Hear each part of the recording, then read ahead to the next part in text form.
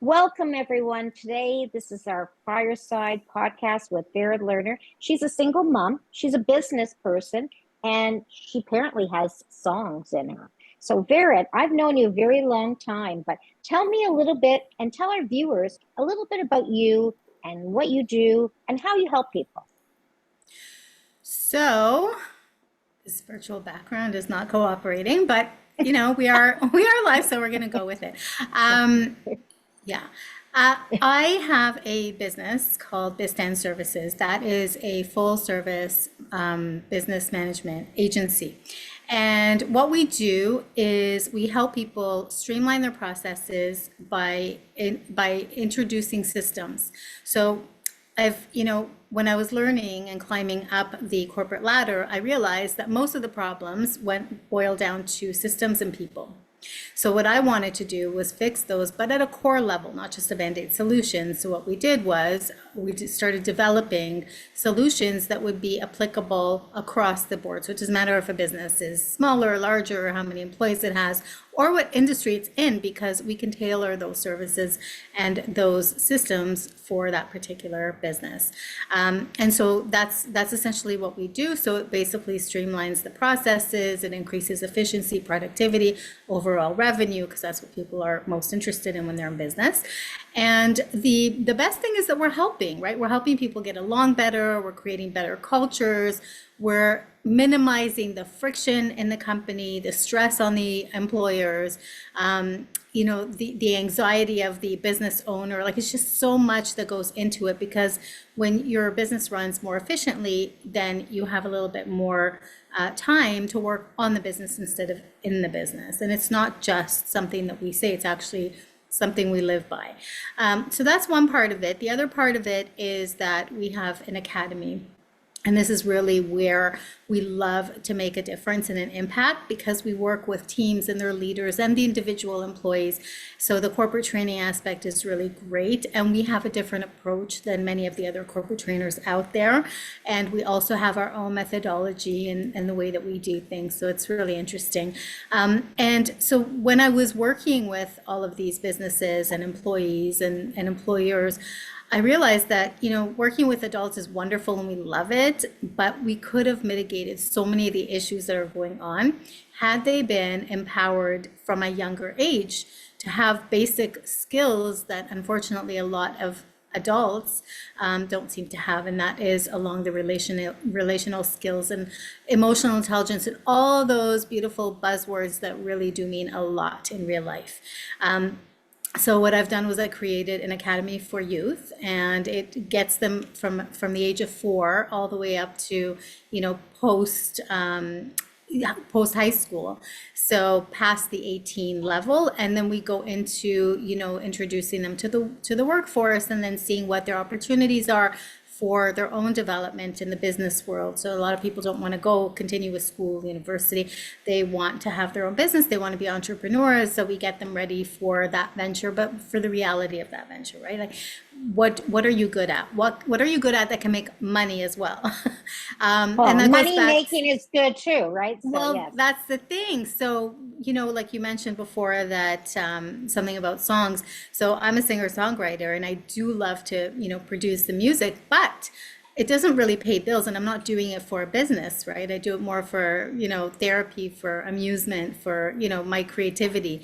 So, yeah, you have to think about, what am I good at, and what am I good at that's going to set me up for a good life in terms of, financial stability. So we take those two things and we kind of work and mold and develop that aspect of it. So that's the really interesting part of working with the older youth. The younger ones are amazing because they're like sponges, and we can just work with them and teach them and empower them. And at the same time, when they're learning all of these skills, their parents are learning along with them, and their caregivers are, and their teachers are. So we're really, touching on so many different levels and making such a huge impact. And that's really what I want to do. Is I want to help people, and this is one of my taglines, is I want to help people operate and businesses operate from a strong foundation with clarity. And that's what we give, is that education and that foundation for everyone to be able to do that. So I have a question for you. So part of what you do, and I appreciate your passion and and I've seen you in business. You're very smart, you're very devoted, and you're very, very detail oriented. But how do you keep in the work-life balance together? Like without through keeping the balls up in the air, how do you feel good about yourself? Because, lots of times bad things will come up, but how do you stay centered, and especially with little kids, and working with children? So how do you keep yourself in balance and in tune? So I'll say that the work comes from the inside out, right? It's up to us to maintain that stability. It's up to us to have those boundaries. It's up to us to think about how we want to live our lives and where we're putting our energy. My kids are a little bit older now. They are in their teens.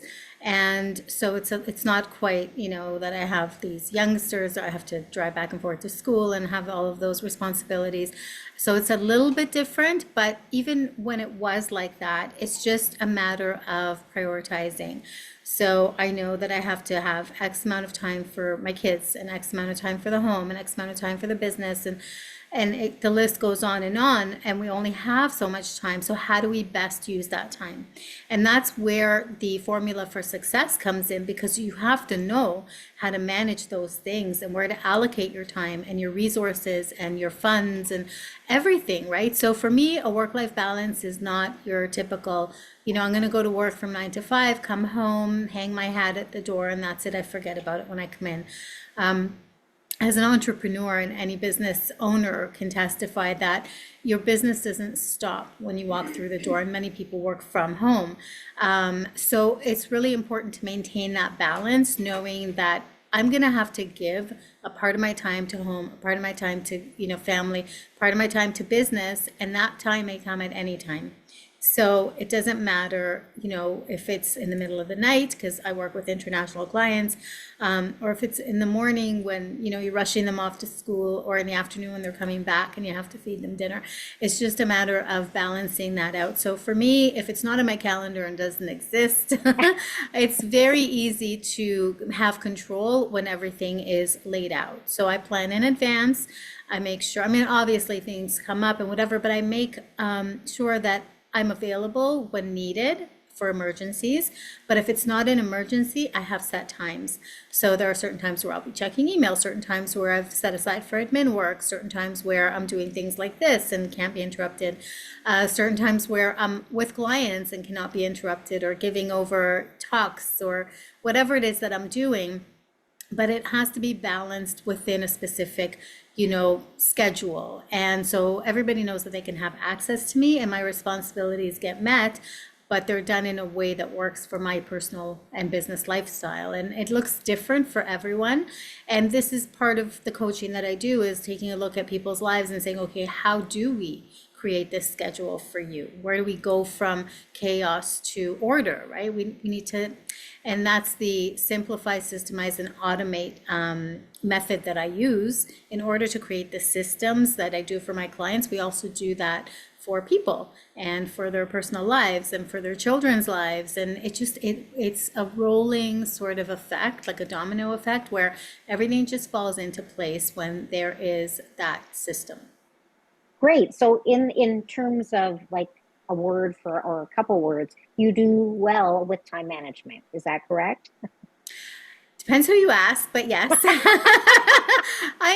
There's always, right, that time where you're running late here and there and things run into each other. And, we schedule a time to meet and technology gets in the way, or there's traffic or whatever, and you try to make the accommodations and have that buffer zone, but life happens and we understand that. I'm also, very careful with other people's times. And when people make appointments with me or book meetings or whatever it is, if they can't for some reason make it, I always give the benefit of the doubt, because things happen. If it's repetitive in a pattern, then it's another thing. But if it's like a one-off, things happen, and we need to be aware. We need to be, give people, I guess, the benefit of the doubt, just like I want to be given, right? So yeah, time management is important, and I try to do that using my resources, which one of them is the calendar. That's great. And of course we have different types of calendars. So we have our phone calendars, we have our tablet, we have our desktop, and we have the one that's on the wall maybe that we use for everybody too. So I'm sure you have multiple ways of using that calendar just so you keep on tracking time. One of the things that really impresses me about you is you're into a new sort of area that people have been talking about for decades, but more so now. You're talking about AI and you're talking about different cool things. So share with us your tidbits and how it can best help others. So you were just talking about calendars. Calendars are AI based, right? And by the way, they can all be synced, so you can have them on your desktop or everywhere, right? Your phone Yes, and yes. your tablet, but as long as they're synced, there's no confusion. So and that again goes back to AI. So what is AI, artificial intelligence? It's a buzzword now that's become part of our lingo, but it's been around forever. Like everything we do is AI. I mean, using a computer, using a phone, using all of these beautiful platforms that we're using, that's all AI. I think where people are starting to connect to it more on that level and understanding its capacities is with things like, Grammarly that started where it was correcting your grammar and your spelling. And then you've got the chat GPT, and then you've got this and you've got that. Now it's AI image maker and bookmaker and all that kind of stuff. So I think we really need to think about the amount of faith that we're putting into these artificial intelligence products and tools because they can get us in a lot of trouble as well. So they're really great and we all use them, including myself, obviously. But if you use them as a base and not as an end result, then they're perfect. Well, actually, they're not perfect, but they're useful. Nothing is perfect. But I think where people get in trouble is the reliance on them, as well as the substitute for their own thinking, their own creativity, their own output, right? So it's easier and faster to go and ask, whatever AI tool you're using to do something for you, to write something for you, to create something for you. But on the back end, those AI products and tools and resources are human based because they're pulling from information that's been created by humans for the most part. So again, you don't, and they do have the information on the bottom when you're using it or the discretion that you have to really check your work and you have to think about what it is that you're doing with the AI because they cannot give you 100% accurate results. And also it can be regurgitated. So you might end up plagiarizing. You might end up using something somebody else is also using. And, to be authentic and real and different and unique, you can't be relying solely on AI to do that.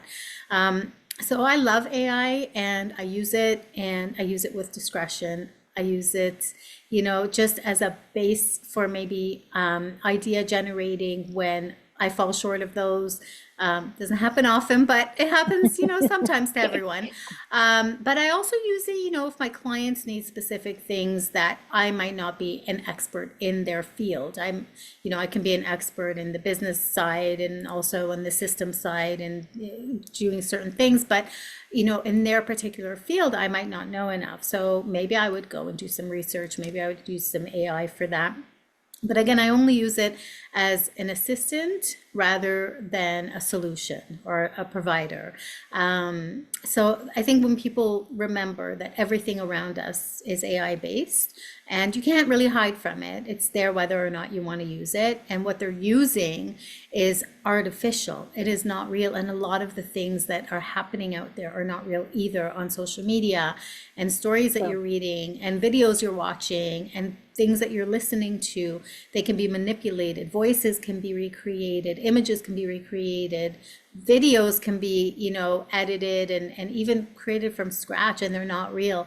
So how much of credibility do we give to those things? You have to, assume that on your own and really do your research and your due diligence before just believing everything you see and read and hear. Oh, perfect. Thank you so much. So if I were to ask you three tidbits for every type of client that you've had over the decades, or any type of person that maybe wants to start a new business, what would be those three tidbits, those three kernels, those three major points? So before anyone starts a business, they should first understand what starting a business entails. What does it mean to be a business owner? Because it's not just about, registering a name and getting a logo done and having your tagline. That's not going to run your business. So I would say get a really good team around you. Get some support. So whether it's a consultant, a coach, or a mentor, someone who understands the foundational business building, that's who you should speak to first. Pick something, a niche, or I don't know, an industry that is making money or has the ability to make money. And the third thing is don't copy anyone. Don't copy anyone, because you need to be your own unique, different type of provider or vendor, whatever it is that you're doing, whether you're selling a product that's digital or a product that's tangible. You have to really think about what sets you apart from everyone else. Otherwise, you're going to be lost in a sea, an abundance of information overload out there. And it's really hard to start from scratch and build a brand if you don't have that unique value proposition, as we say, like what makes me that person or that product that people are going to go to and trust. Because, when you're new, when you're just starting out, it's very difficult to rise above the people who have already established themselves, or the companies who have already established themselves as experts in that field. So again, I would boil it down to that. But that first point of surrounding yourself with the people who have this knowledge will save countless hours and, time, sweat, and tears and money that otherwise wouldn't need to be spent, because they've been there, done that. They know, they've seen, right? They know what works or what doesn't. And even that, I mean, things change so quickly that we always have to be a few steps ahead and anticipate what's the market going to be like. How is this going to affect, us and our clients and the industry and social media and all of that kind of stuff. So before we go, and I really appreciate basically all of these tools in your toolbox, it looks like a very large toolbox in my mind. But what are the things that make you happy? What are the things you do to relax with you? And I'm sure it's sometimes with your kids and sometimes without your kids. So what is the things that you do that really make you, other than singing, that are your thing that you do? So of course, I go back to that creative outlet where I like to compose and I like to sing and record. But other than that, I just like to wind down and reconnect. So bringing it back down to basics, obviously have a lot of faith, a lot of trust, and make sure that the essence of who I am always remains. So it is being by myself and contemplating and journaling and thinking about, what really happened and how it either affected negatively or positively, and keeping that balance in check, because a lot of times we think we're doing the right thing, or we think that we're making strides in a certain area, and then it just comes back to bite us, or it's not the end result that we really wanted. So for me, having that downtime is always about, reflecting and thinking, and not overthinking, but thinking, because we have to do that. When we just keep going and without giving a second glance backwards and saying, hey, did that really work? Did I leave anything behind? Anything fall off, that the back of the truck kind of thing? You need to make sure that everything is still together, everything's cohesive, and that's what I do. I don't know, what works for me may not work for other people, but for me, learning is really important. So a lot of reading, a lot of writing as well, as a reflection of what I'm reading, so to internalize it. And going to classes. Faith for me is very important. So whatever other people, relate to, whether it's God or the universe or whatever it is that they relate to and resonate with, I think that's really important, because there is something bigger than us here. And so finding that, what's my purpose and how can I give and how can I help and make a difference, that's what creates quality of life for me. That's beautiful. I think that's a great place to say goodbye and wish you well. hopefully you're going to visit our fireside chat. It's a really warm day, but I like the fire every once in a while. So I hope that everybody loves what you've heard today. I will put Vered's information, and you can see it. It's is bizstance.com, and your coaching is at the same email or same website, or is that Yeah, different? so no, it's at the same website. So BizStance is the corporation that houses all of everything that we do. So all of the services that we provide, as well as the coaching and the corporate training, everything is there. And people are welcomed and invited to come check it out. We're going to be updating it with a lot of really interesting programs that are coming up. And I welcome the opportunity to answer any questions for those that are interested. Thank you so much for joining us today. And Vered, it's always a pleasure. I love your bright, sunny face, and I love your dynamic personality. So thank you very much. And please reach out to Vered.